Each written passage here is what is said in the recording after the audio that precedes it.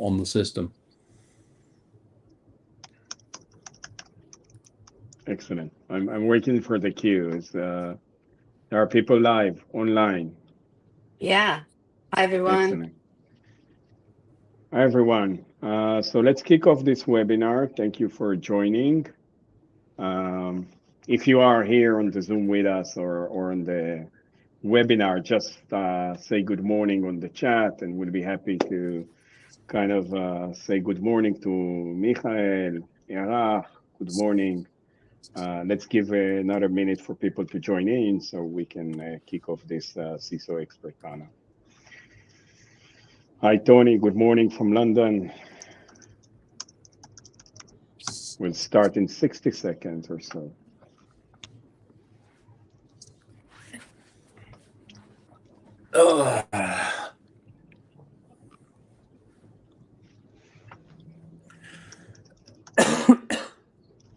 I'm glad we managed to get this thing up All and over running. the world. So cool. Yeah, we got some folks coming in from Ireland, all over the place. Denmark. Bonjour. I'm going to assume France. Bonjour. I think we won't see a lot from the US because it's not their time zone, but It's some crazy hour in the morning. It's 5 o'clock in the morning in my neck of the woods, which means it's 6 a.m. on the East Coast. Excellent. So we will introduce everybody on the panel or in the Zoom momentarily. Hope everybody can see my screen. I will share it at the moment so we will be able to present each other. So hi everybody, and good morning, and welcome to the CISO expert panel. This topic will be around software supply chain security with emphasis on machine learning model and AI. And with me today, first I'll introduce myself, but with me today are Moran Ashkenazi, Chris Roberts, and Oren Talmor. I will let each one of them introduce themselves in a minute or so. I'm running the solution engineering and solution architect teams in EMEA in JFrog. JFrog is a DevSecOps supplier of a platform solution, and part of what we do is end-to-end software security supply chain. In my career, I was always around application security as an architect, covering the largest customers and logos in EMEA, and running solution engineering teams, consulting to the biggest customers around EMEA, APAC, and worldwide around their application security, software supply chain, and so forth. And with me is Moran. Moran, introduce yourself. Hi, everyone, and thank you all. It's a pleasure to be here with you. I'm Moran Ashkenazi. I'm JFrog Chief Security Officer and VP Security Engineering. Doing cybersecurity for over 25 years, so many different roles. In my background, solution architect, then I had a pleasure to work with Oren that it will be a segue to him within a minute. And also product security, and that's my second CISO role. I'm responsible basically for the entire JFrog supply chain internally and many more. Oren, to you. Hi everyone, my name is Oren Talmor. I'm the CISO of MyHeritage. MyHeritage, for people who don't know, is a B2C company that helps millions of customers discover their family history. I'm in cybersecurity for more than 20 years now. Also did several roles, some of them with Moran, technical account manager, solution architect, product manager, and joined MyHeritage as application security lead. For this reason, it's very important for me and close to me as a CISO, this specific area. And as a CISO, I report to our Chief R&D Officer, which means I'm part of the R&D department. It makes certain aspects of my life much easier, and these are the aspects we're going to talk here. And I'm responsible, of course, for defining and implementing our security strategy, making sure application cloud security is in line with our security posture, protecting our production and corporate assets, and of course, making sure our threat and detection mechanisms are in place and protects us. Thank you very much for having me here. Thank you, Oren, for joining. Chris, on to you. Hey, folks. I am joining you from the US for all of its goods and challenges at the moment. I'm currently Chief Architect over at Worldwide Technology. doing a whole bunch of fun, interesting stuff on the deepfake AI, adversarial AI, and a whole bunch of other areas. So recovering CISO and a number of other things. And yeah, I've been in this industry for longer than I should probably ever admit to. So I think that's probably me in a nutshell. Thank you, Chris. Thank you for the introduction, everybody. So I guess we have the right audience. And just very quickly for the audience online, we're gonna feel free to chime into and ask questions during the webinar. Some housekeeping rules. We'll be happy to answer. And also, we'll throw in a poll or two just to see what your thoughts are on different important topics around DevSecOps, around the AI, etc. So we can get the smart of the crowd. I'll start by one of the challenges today for CISOs, and I've been in the industry for almost 25 years, and I see this role evolve. The number of responsibility lies on the shoulder of the chief security officer or chief information security officer, as some organizations call it, varies from, of course, making sure that our workloads, cloud infrastructure is protected, development processes are protected, people are protected within our organization, meeting compliances. There are so many topics CISOs needs to address today. And one of the fascinating questions, what's the importance that you see on the software supply chain? Because every company today, no matter what industry they are, whether you're coming from automotive to retail to healthcare to government, are developing software. What is the weight of securing that amongst other tasks that you are doing? Is it like a heavy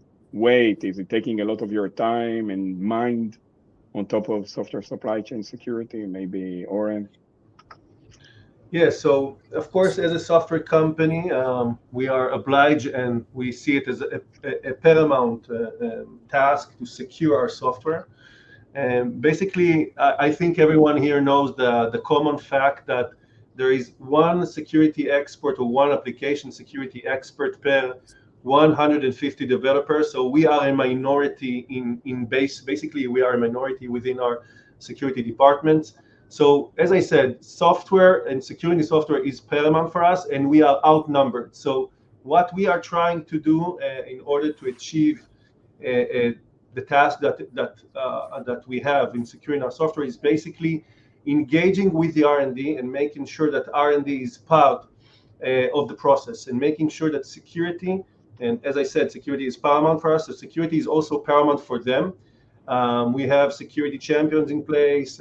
We have slots of time per sprint dedicated for security. And we also have someone from R&D, which leads all the security champions program and manage the entire process and making sure we effectively consume these slots within sprints for securing our software. So I would say, again, that this is the process, and having the process without having the tool, or having the tool without having the process, will never be a complete solution. So the tools we have in place, we have the SAST, of course, we have SCA tools, we have secure code practices tool, we have a bug bounty program. And again, the tools themselves can provide us visibility, it can tell us what issues we have, but without the right process and without engagement of R&D and understanding the important and criticality of software security within our organization, we will not be able to solve these issues. We will just be able maybe to see them. By the way, again, we probably won't be able to see all of them, because without developers telling us what is an important and critical security component or not, or a new software component, we will always have those blind spots. But as I said, it's important for us, and we have the right tools and process in order to do it. Thank you, Oren. Before I reach to Moran and Chris, I want to remind everybody what we are talking here today. So very, very, very briefly, if you can see my screen, that's chime in. But want to bring everybody for a second to December 9th, 2021. If you don't know the importance of this date, then I will remind you that was the first time Log4j went public. And many of us in the organization, if we tackled app security, if we're developers, if we're in charge of our production environments or anything else, to systems, to applications, to whatever, went vulnerable. And everybody got this message, and you can see the the social media was exploding with the evidence of the CVE and NSA, the severity of Log4j. And I don't think there was any organization not exploited with Log4j, which was a vulnerability basically coming into software supply chain, at, let's say, vulnerability or exploit that went into production because it was a very popular library that was consumed and used. And through that, a hacker could exploit, get admin rights into the environments, and basically penetrate once they're in their organization, compromise system and processes and applications and so forth and so forth. And the biggest things was about traceability and understanding, are we exposed to that? How can we mitigate that? Who is responsible to do that? And that was one of the most notorious attacks or exploits that was out there, and kind of took weeks, if not months, for organizations to recover from and make sure that their code and libraries and open source that they are using is not kind of exposed to that attack. Which brings me a little bit to March 19th, and what Oren just described is the software supply chain. And this is how we see it. The software supply chain is composed from several building blocks, from the curation or the curate, where the developer understand what kind of open source and first-party code is kind of need to build his software, what kind of components, packages he needs to import into his project. The second one is the create, when the developer creates the code, package it, builds it, CI processes, then promotes the binaries that are the outcome of the application, generates the application, distribute the application, and then it's being deployed in runtime. In every step of the way, a malicious situation can happen. CVEs, whether they are coming publicly, whether we have malicious packages, zero-day attacks because of developers' mistakes or non-professional coding. Could be CVEs that are out there in the wild that we might be invoking through first-party code might be exploited. Secrets that are forgotten within the code, misconfiguration, not using the right ports, certificates, access control, etc. And then, of course, the attacks that can hit us in production. This is in front of you. What you see is the importance of a software supply chain, why it's important to take care of it in every second stage. And even after Log4j, coming back to March 2025, 61% or let's say more than 50% of organizations out there are exposed, are being exploited in software supply chain attacks. So Chris, maybe from your angle, why is that important to protect the software supply chain? So I think how you see it? I mean, I think it's not even a matter of just protecting the software supply chain. It's more simple than that, which is understanding it. Because I mean, if you think about it, this is no different from an organization. You walk into an organization as a leader within that organization, especially in the cybersecurity arena.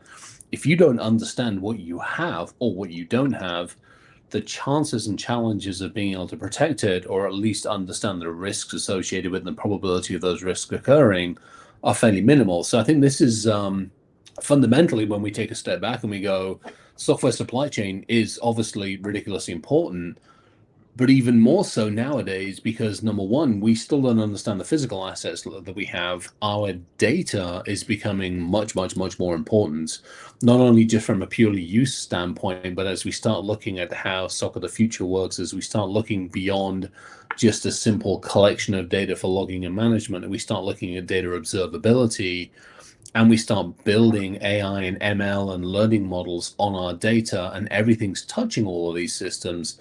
If we don't understand fundamentally what we have, one of the biggest challenges is then going to be, how do we even deal with it? How do we how do we look at the ingredients list? How do we look at that supply chain? How do we look at the software on there? How do we understand what those potential risks are if we haven't even taken that step and gone, what's even connected to us? Right. So I think that's one of the big things. Is it's all very well diving into this, but fundamentally, most organizations and probably a lot of people that are sitting on here listening into the podcast need to actually take a bit of a step back from what they're actually doing and going, what influences do I even have on my systems? What am I even aware of in my ecosphere? What are my users downloading? What are my folks actually implementing? What are my developers doing? What are my teams doing that might not even have visibility on? So that's, I think, one of those areas that we start taking a look at and going, how do we deal with this? We look further into this podcast. And Moran, as being the CISO of JFrog, you're probably responsible for a huge and very dynamic and very hectic supply chain and development. And we have hundreds, if more than 1,000 developers today in JFrog. What weight do you give to that? Yeah, for sure. So I think that Log4j was a disruption, but in some case it was like open the eyes of for CISOs that are not responsible for product incident response and full vulnerability within the supply chain, or even understand that the product itself, it's their responsibility. So as the CISO of supply chain security company, I think this is like a fundamental part of my role. So being able to understand the developers, better like lead the way the SSDLC works, adopt the right tools that will be aligned with their environment and their day-to-day is something that is crucial for us. One of the amazing project that we are running in JFrog internally is like frogs on frogs, or we call that customer zero, is how we are adapting our own tools and making sure that this is like we've got the best product to serve our customers, especially the one that are hosting on our SaaS. So we're responsible for everything. From my eyes, a JFrog's customers can enjoy like the best of breed updated without vulnerabilities solution. So it's definitely our part of the game. Thank you, Moran. Let's throw in the first poll for the audience. Guys, in the audience, we'll have a first poll that covers the next, let's say, our next topic. So what role do you see AI playing in securing the software supply chain? Now, there is a big hype around lots of startups that are reviewing code, generating code, assisting us, prioritizing CVs, whatever. What out of those four answers do you see as a potential in securing software supply chain? Every answer, there is no right or wrong answer, but there is something that we would like to know about.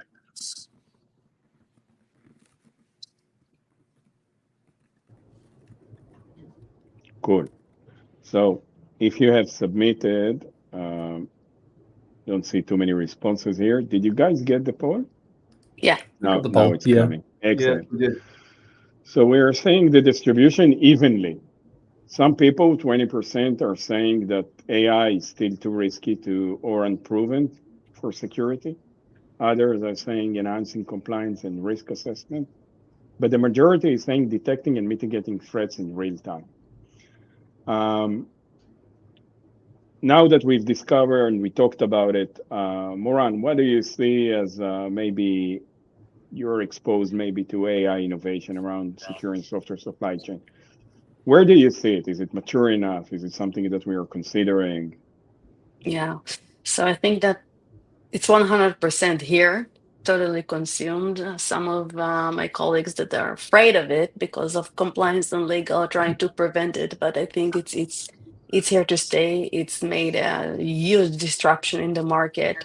There is no developer that I'm familiar with that is not even try it or want to accelerate his work and be much more efficiently with that. So everyone are using that. That's a fact. And the We're talking huge about code generating, like code Copilot and stuff generating, to Copilot, accelerating their stuff. Okay. correct, Copilot, even OpenAI and ChatGPT, everyone are using that. And the security practitioners, that sometimes we're afraid of something that we're not familiar with, or we don't have the best solution to handle that. We're trying to prevent that.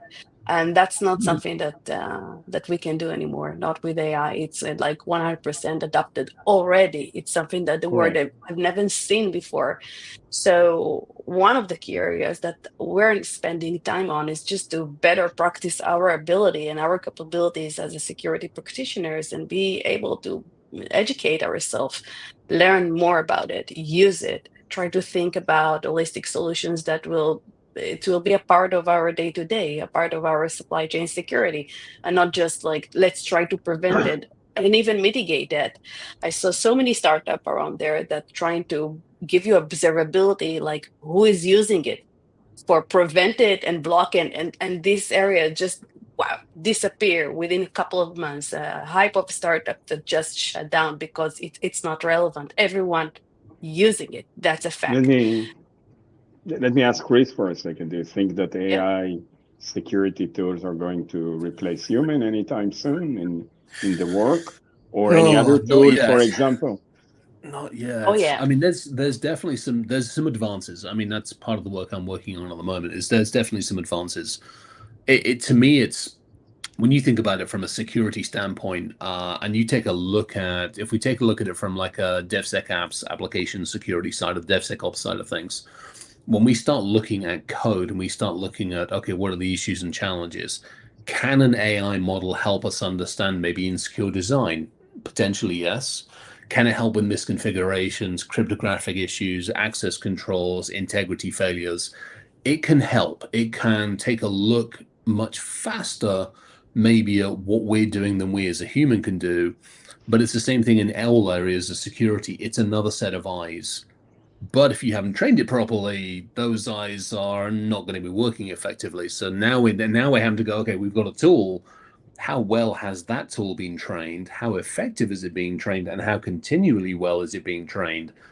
As well as Absolutely. how well am I using that tool? So there's we've got some work to do, It's a definitely. chicken and egg situation. You want to Yeah. use it, but it's vulnerable by itself. And Oren, do you trust those tools? Do you kind of So I agree with what Chris and Mohan said. It's inevitable. AI is here to stay, of course. But I, at least from my experience using those tools currently as part of our, let's say, security solutions, I think it's a bit too early.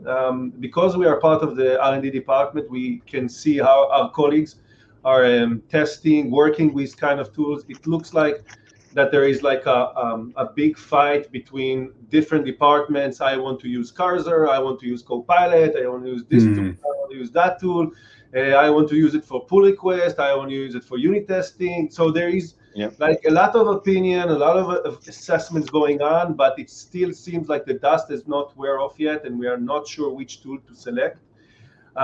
So I'm and in security here we have the same experience basically. We've been talking with several teams of two developers that developed an AI bot for IAM, or maybe an AI bot that can help us with SOC, an AI bot that can help us prioritize SCA findings and maybe help with Right. remediation.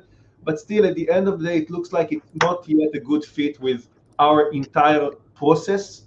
It's like replace the process and use us, and it's not like joining very seamlessly yet, but it will be hmm there. It will be there. It's eventually be there, and I hope we will select it on the right time, and we'll get into it on the right time as well.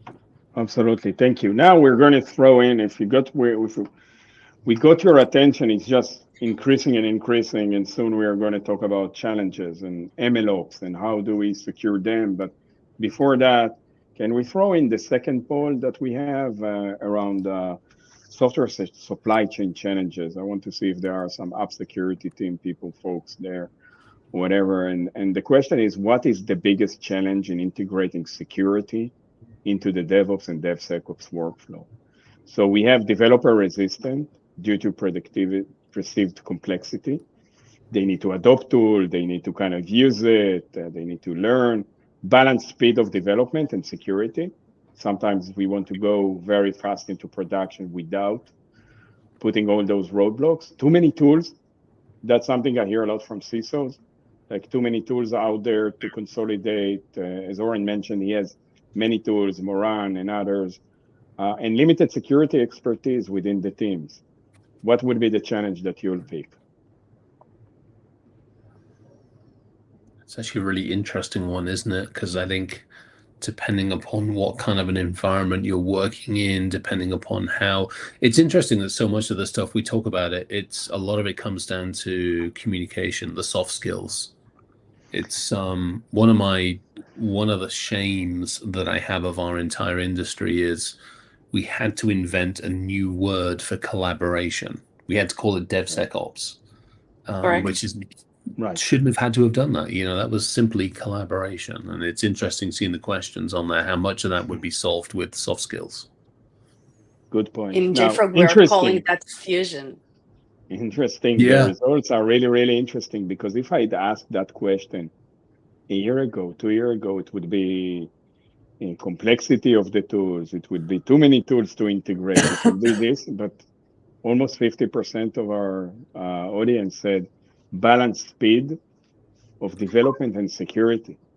The speed of development today is crazy. You have pressure on releasing new software version very quickly that drives revenue into the organization. And because of that, there is management pressure on releasing stuff. And you as CISOs has the pressure of making sure, or under pressure, making sure that software is secure. So I like the answer, and it shows where we're going with it in terms of our lives and in terms of application launch, which is very, very interesting. The second most popular one was developer resistant due to perceived complexity. And there is a lot of education that needs to come. And the third one was too many tools to integrate and manage, which was the most popular one if I take it a year to 2 years back. And definitely this is where we're taking it. And maybe a quick question here. Maybe I'll start with you, Oren, this time. What are your KPIs as CISO? Maybe we have practitioners, we have CISOs on the line, we have people that is under their responsibilities. What are your KPIs around software supply chain, and how do you measure yourself around that? So I think before actually defining the KPIs, we found that we have this practice we do in the beginning and the end of each year. We sit with R&D, we sit with main stakeholders and define the goals that we as a security department within the security team within the R&D department define for us, and goals for the entire R&D department when it comes to security. Most of the goals, of course, related to software supply chain and the SDLC, of course. So what we actually measure is the SLA, is the time once we actually move all the noise and actually define the right high priority, critical priority, medium priority findings, vulnerabilities. So we have a clear SLA, whether if it's going to be resolved within this sprint, the next sprint, few sprint. So each one of those severities have a specific SLA, and we actually measure the time or the breach SLA rate, basically how many times this is being breached, and we have a clear goal of what is acceptable from us and what is not acceptable. We try to achieve, let's say, 90%, basically reach and not breach the SLA. And this is, I think, again, as we mature, we understood that this is a situation we need to be in. The beginning, we just measured how many eyes can we allow high or critical priority per a band or per a team. But as we matured, we understand it's more complex than that. SLA is much more important, and have a clear understanding, first of all, what is really critical. Because every time you look at SCA, they tell you, oh, now it's critical, now it's 9.7, but you understand that in reality, this is not really the case. So you need to have the clear understanding, as you said, your collaboration with R&D of what is critical for us, and also consider as critical for business and for development, and then define the SLA. And this is basically what we measure here, the SLA. Thank you. Moran, Owen raised an important point about what's critical and what's not. Sometimes we see CV score above 9 and we think it's critical. Sometimes it will be something 8 and we think it's not critical. What technologies do you use in-house to say whether it's critical or not? Not just by the score, but maybe giving you some insights whether it's going to be in production or Sure. not or whatever. Yeah, sure. I'll just share a little bit about our own, drink our own champagne process and how we're mitigating that. So first of all, let's start with chiming into what Oren just mentioned about the SLA. We call that the key. It's a part of the R&D KTLO, keep the lights on. Mitigate security vulnerability, must stand behind the SLA, which is like super aggressive. That's what we expect from our critical vendors, and that's what we provide to our customers, of course. But in order to do that, we fuse ourselves like the DevSecOps and R&D and make sure that what critical is actually critical. And in order to do that, you have to have like the best solution that will try to tell you not just the severity, but also if that's applicable. And Right. to be honest, like we're using JFrog Advanced Security, and it's downgrade the hundreds of vulnerability. And I'm not talking about just critical, because high vulnerability, if it's applicable, it's equal. You can get like full access to the Docker containers or the workload themselves as well. So we're at Advanced Security to our CI/CD platform. It's a part of the process of releasing new software. And a part of that, if there is applicable vulnerability, we just block it. They cannot Got it. move forward and release the software with applicability. So two key important features help us to drive that. First of all, is the scanners that trying to penetrate and tell you from many perspectives, because they're truly created a scanner dedicated to vulnerability, try to tell you, and in 99% it's reality, that it's applicable or not. So that's one Got thing. it. And additional to that, and I think we'll talk about it later, it's about creation from the begin with. You don't download vulnerability that is critical. If you want to download new package with vulnerability, so don't go there. You just block it. That's a guardrail. So it's really defend the operation of the R&D and saves a lot of time and effort around that. Great. One of the Um, KPIs that I've been seeing is around developer mhm. experience. Even people now starting to hold that kind of position in organization. How do they improve their developer experience? What you are describing is touching exactly that point. Developers are hitting like hundreds, if not thousands, of CVEs on a weekly basis that they need to fix, and they don't know where even to start. And if you provide them the context of whether that CVE, or showing them where in their code they are invoking the CVE so they can fix it, and not just updating a version that can Right. break the entire QA cycle, Mhm. that makes them happier. If for a certain reason we are proving them that this CVE is never going to run in production because that function is never going to be called, or it is a safe call of the function which is sanitized, Correct. that makes them happy because then they can deprioritize that CV and focus on the most important one. And we Right. remember the SLA of going into production. So what you're doing touches immediately into developer happiness and developer experience through security 100%. tools that you're embedding into the software supply chain. So thank you for that point. Chris, maybe you want to chime in and tell us from the challenges in the software supply chains that the audience talked about, and what you're seeing in organization in terms of KPI. So you're advising to other organizations and other CISOs, and based on your experience, what are their most top of mind around this topic? I think I'll hit on both what Moran and Aran said, which are, and actually Rez has got it up on here, which is there's an old English saying, sorting the wood from the trees. When you're looking at an entire forest, what do you focus on? Where do I spend not just my time, but my resources time, be the internal resources, be the other teams? So it's that effectiveness. We talk about it so much when we talk about incidents. So if you look at everything from inbound, outbound situations, you take a look at the logging and monitoring side of it, and all of a sudden you decide you have an incident or not.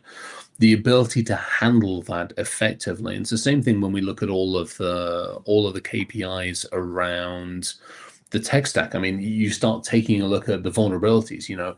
What's the efficiency that I have, and is that efficiency driven by the human? Is it that efficiency driven by the use of the technology and use of the tool?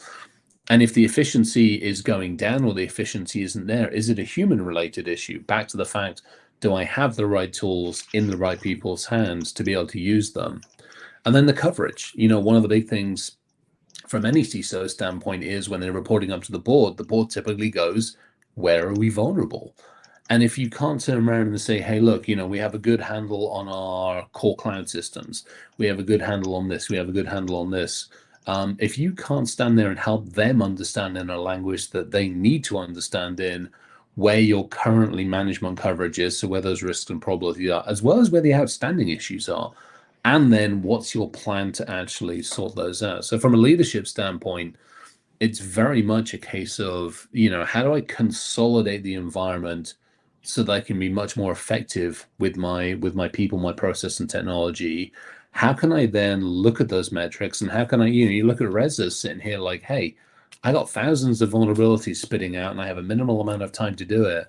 It's knowing that you got that ability to prioritize. And that to me is still probably the biggest thing across many, many different areas. Absolutely. How do you Thank manage for your that. risks?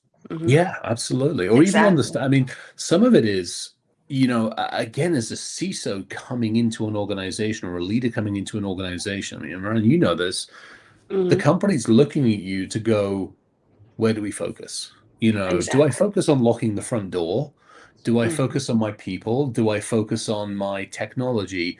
Or do I have to spread that accordingly?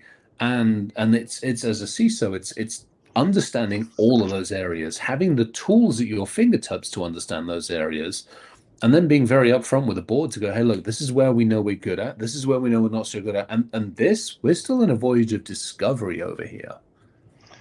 Right on. Let's see if what the audience thinks about what's the biggest concern regarding software supply chain security through another poll that we're going to throw into you and see how well you are familiar with this topic. So we're talking about poll number 3. Let's see. All right. Excellent. What is your biggest concern regarding software supply chain security?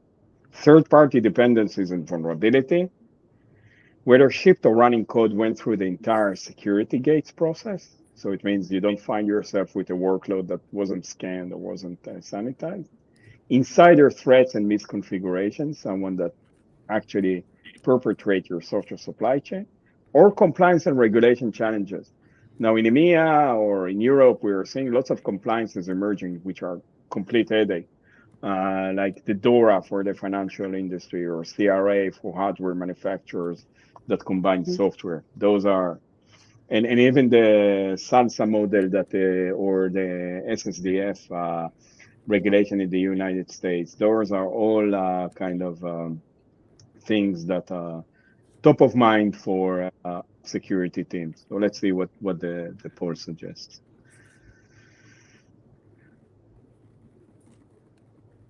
See. Oh, wow. Number one, third-party dependencies and vulnerabilities, more than 50% around that. And others said compliance and regulations, like 25% of you compliance and regulations.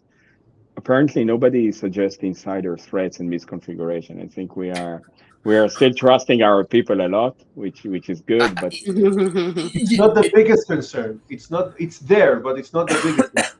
Yeah. cool. I think that's the Excellent. big one. And I think a lot of it, I chucked something in the talk. A lot of it comes down to perspective. If I'm coming in as a leader, it's regulatory and compliance, because that will affect the entire organization potentially, from, finance to regulatory to legal.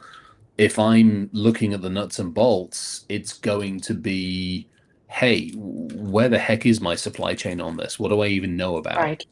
Yeah. Right.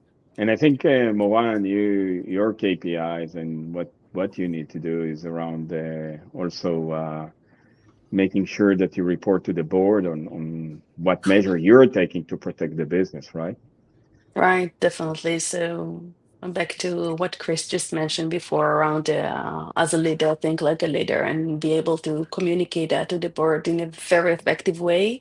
If you'll see my presentation to the board, we have like cybersecurity committee every quarter, I hope that like every additional security company, and of course Nasdaq trading company, they really want to see the metrics. They really want to compare us with the industry standards. They truly want to understand where are my focus area, what are the most concerned issues that I'm working on.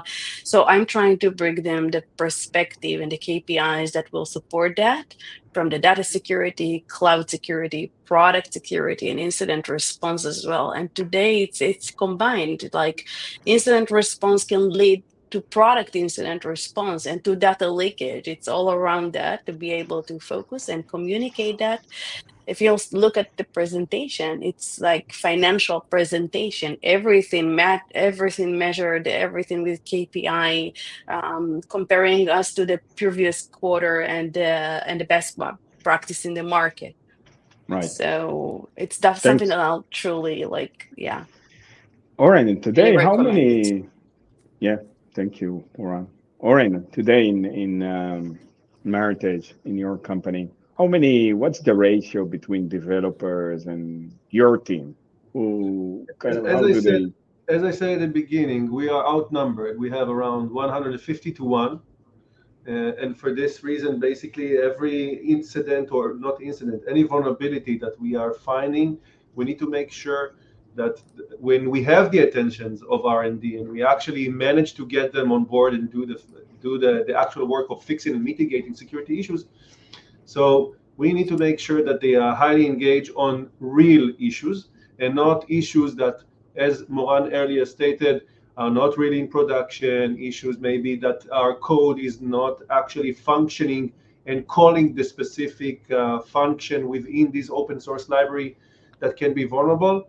And being outnumbered, as I also earlier stated, the only way to get this engagement is by having a good process, have security champions in place, and they are the owners of these findings, and they are the owners in making sure that these tools have low false positive rates, and they come to us and try, instead of us running after them, they come to us and ask us, how can we minimize the false positive rate? How can we only fix SCA that is in production? We need to flip the equation, because we know we are looking for these tools all the time, and people sell us the tools that they're going to give us SCA without only the real SCAs and only the real SAST, and we're going to use dynamic scanners. But at the end, if it's not coming from R&D, they want it for them, because it's going to help them get to their goals and get to consume the time correctly, and not just saying not feasible in production and go to the next issue and just spend the entire sprint on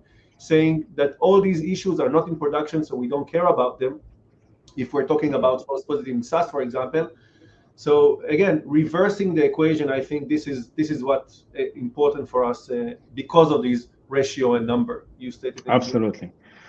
I think one of the second topics we're going to touch is the hottest topic today in the world, and this is an emerging topic which concerns machine learning models, which are something that is going to be used by every organization out there, and what advantages and what threat that this poses to us.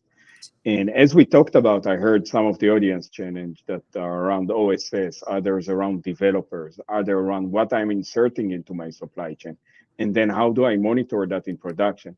And it is evidently proven that we need an end-to-end security platform or solutions out there that look at the entire software supply chain, allow us when there is a vulnerability or whatever to do a trace back, detect it, and mitigate it fast. We can no longer afford ourselves the same situation we were 3-4 years ago when the solar wind software supply chain attack happened, or Log4j or whatever.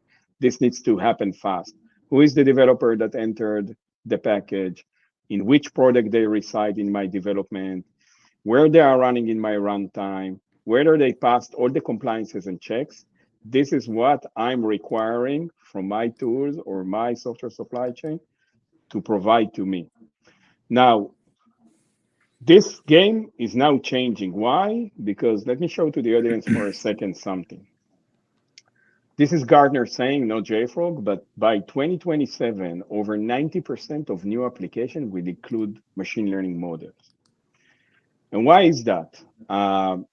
Before we go into why is that, this is going to be the reality of every organization out there. And what I'm showing you now is the problem. You remember we talked about the SDLC. The SDLC, we know it. We have those software delivery lifecycle from curate, code, build, and test, as we outlined before. But ML models are not part of that today. And data scientists basically have very similar process out there where they are bringing those models into the organization, combining them with data digest, and sanitizing the data, also training those models, and sometimes running them in production to see how they behave, bringing them back to testing, bringing them back to sanitization. But they are bypassing the SDLC that many of the DevOps, DevSecOps, and app security team invested many years in sanitizing and making sure they are secure. It reminds me very much of shadow IT, if you want, like 10 years ago, that there was a process out there that nobody is adhering to. And we want to develop fast. This is what the audience said. And we want to develop moderns and use machine learning models. Why? Because they are critical to our business. They provide high economy value. They provide us with deep integration into our data. So they are making us also very competitive in what we do. And they are bringing money to the organization, making us better than our competitors, better than everybody out there. But they are very, very critical assets. Why? Because they are touching all our secrets, all our data. They are using all our data. They are need to be highly regulated. They have business critical decisions they are taking on what they are interacting with our users, whether those are chats, whether those are behavioral models that learning and taking decision. So that's why they are a very, very critical asset in everything that we are doing. And for that, I want first to kind of ask the audience for the maybe one of the last polls that we will throw in today around MLOps. Let's see what you're thinking and where you are on it. So how does your organization currently assess the security of ML models?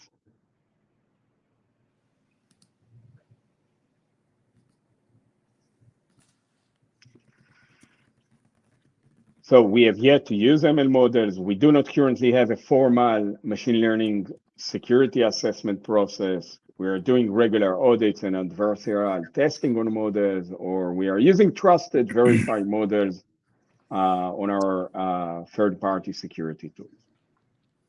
I know what we're doing at JFrog, so I'll pick one, but it'll be very interesting to see what you are doing. Yeah, it's going to be, we're doing a bunch of research at the moment on a lot of this stuff, and give or take a little bit, we're estimating about 20+% of like the ML models on Hugging Face have already been poisoned. So yeah, somebody has already taken adversarial effects against them. I just released some research internally this morning about how a bunch of us have demonstrated how to take over the rules files in the GitHub cursor on Copilot. So the rules files obviously teaches it how to learn. And so we demonstrated how using Unicode characters, you can actually take over and inject malicious code into that kind of stuff. And there's so many opportunities in this stuff, and so much of the open stuff's being attacked. Absolutely, and touching the right points here, Chris. Oh yeah. So look, based on the poll results, we almost 50%, we do not currently have a formal machine learning security assessment process. Doesn't surprise me. Almost 35% are using trusted models or verified models via third-party security tools, and others, like very minimal, are are not even starting to do MLOps, which kind of encourages me because what the Gartner predicts might be even faster than we are thinking. But let me share with you a bit of the concern here. Give me a minute and sharing the screen for a second. You can see why ML is so vulnerable. First, lack of security awareness. Users overlook machine learning security risks. There are very insecure model formats that practically enable remote code execution. Models are an amazing attack vector. So attackers who wants to penetrate the software supply chain very early will poison the public repository with malicious models in order to penetrate and kind of make them part of the supply chain. And there are immature platforms that allows those today to penetrate and kind of running in production without none of us knowing. And I showed you the two kind of development processes that kind of bypass the tools and safeguard rails that we have put along the years. Even if we put an end-to-end security, as Oren mentioned, we have the SaaS, we have the SCA, we have runtime detection. But if we didn't touch the ML models that are going to be 90% of our business, that's going to be an issue. And as Chris mentioned, Hugging Face are the target. You know, public repositories like Hugging Face are the target of the next exploit. And you can see, for example, that if I show you the statistics of JFrog is researching Hugging Face and practically went into a partnership with Hugging Face this month. Correct. But what you're seeing here from March 2024, where we're like 500,000 models in Hugging Face, 60 plus were identified as malicious. Okay. Looking a year ahead into our times, now Hugging Face contains 1.4 million models, where more than 400 were identified as malicious. It's a 7th times growth, and it will only increase. Wow. Exactly because of the reason that we have mentioned. Mm-hmm. So, Moran, what measures do we take in JFrog, or what your advice to the audience around ML models? Yeah. Okay, so security for me is always start with great process and observability, like full visibility. So single source of truth has always remained the holistic solution for that. So we must put the models as like additional, like every other package, every other third party, because that's what it is eventually. It's a model that someone wrote, and the open source contribute to that, and that's super effective and been measured for years. So let's put it on the right place. Of course, we're using JFrog's new product, JFrog ML, previous acquisition of Quack, which is amazing because it's connected to Artifactory, to our solution. It's inside, it's curated, which means every release of a new feature that contain a new model from Hugging Face, for example, is hosted at JFrog platform and be curated, which means if it's malicious, like the one that you shown, and there are so many examples of malicious packages and models out there for in Hugging that actually get huge and amazing ranking in Hugging Face, and it looks so legit.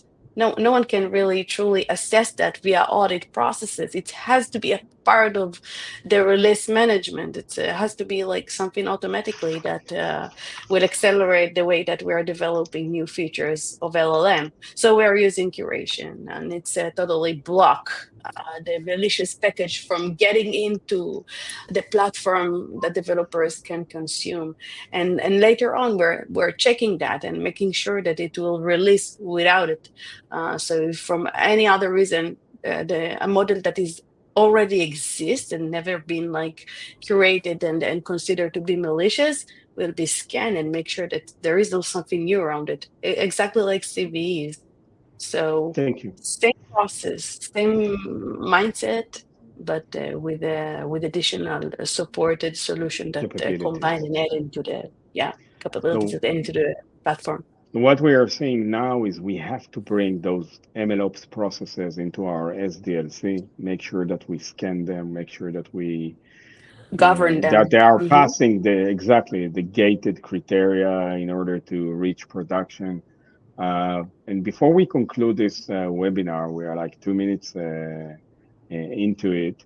I'd like to maybe throw in the last poll while I'm saying the last words. Are you interested in hearing from JFrog about some of the solution we mentioned or some of the practices that we talked about, and maybe we can take it offline. Maybe we didn't cover some of your questions. That will be superb in kind of addressing some of the challenges or question you may have around it. The last thing I want to show you maybe is kind of summarizing everything we talked about. So if you're looking at the ownership, control, and compliance end to end, whether we are talking on ML models, whether we are talking on regular packages, even if you're still developing in C or C++ because you're from the automotive or healthcare industry, all of those areas where you develop needs to be covered, needs to provide a single pane of glass of a view of an application, who is the owner, whether it's controlled, and whether it meets my compliance. And in every step of the way, we kind of need an action, we need an insight, and we need a decision whether it's going forward or not. Chris, maybe last thoughts around ML before we're closing the webinar. Yeah, I mean, I think Moran hit it right, which is it's you look at anything from an AI ML standpoint, it's an application. That's really all it is. It's just a very sophisticated one if it's been built properly. We treat it the same way. We need to understand it. We actually need to understand where it is and what it's doing, and then we can apply those same kind of controls that we've been busy with for the last goodness knows how many years in a very similar manner. So, new day, same challenges. Excellent. So, folks, I know you're very busy. It's amazing and a privilege to have C-level audience on this call, sharing with us some of their thoughts, prediction, and moving forward best practices. I want to thank the audience today for joining us and asking smart questions, helping us understand your thoughts through polls, and happy to follow up with you on any question you may have or advice you need. Even have access to Oren, Moran, and Chris. If you have a direct question, we'll make sure to forward to them. And I wish you the best day and an excellent week. If you're going into an early weekend or a late weekend, stay tuned with us, and we're happy to run more webinars as such. Thank you, everybody. Thank you very Thank you much. very Thank much. you all. Thanks, everybody. Thanks.